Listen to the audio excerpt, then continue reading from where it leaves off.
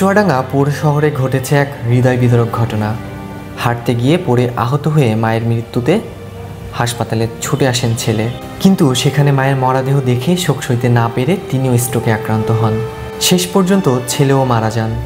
একসঙ্গে মা ছেলের মৃত্যুতে এলাকায় শোকের ছায়া নেমে এসেছে। নিহত মা পৌর শহরের বাগানপাড়া আলাউদ্দিনের স্ত্রী চায়না বেগম ও ছেলে সাইফুল ইসলাম। জানা গেছে, শনিবার বিকেল 4:30টার দিকে শহরের বাগানপাড়া এলাকায় হাঁটতে বের হয়েছিলেন নাসিমা খাতুন। হঠাৎ পড়ে গিয়ে মাথায় গুরুতর আঘাত পান তিনি। এ সময় স্থানীয়রা দ্রুত তাকে চুয়াডাঙ্গা সদর হাসপাতালে নিয়ে গেলে জরুরি বিভাগের কর্তব্যরত চিকিৎসক তাকে ভর্তি রাখেন। মহিলা সার্জারি বিভাগে চিকিৎসাধীন অবস্থায় 6:30টার দিকে তার মৃত্যু হয়। মায়ের মৃত্যুর খবর শুনে হাসপাতালে ছুটে আসেন ছেলে সাইফুল ইসলাম।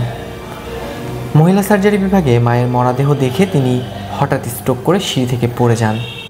তাৎক্ষণিকভাবে তাকে জরুরি বিভাগে নিলে কর্তব্যরত চিকিৎসক পরীক্ষা নিরীক্ষা করে তাকে মৃত ঘোষণা করেন। একসঙ্গে মা ছেলের মৃত্যুতে এলাকায় নেমে এসেছে শোকের ছায়া। স্থানীয়রা বলছেন, এই ধরনের মর্মান্তিক ঘটনা তারা আগে কখনো দেখেননি। পরিবারের কান্নায় ভারী হয়ে উঠেছে পুরো এলাকা জুড়ে চলছে শোকের মাতম।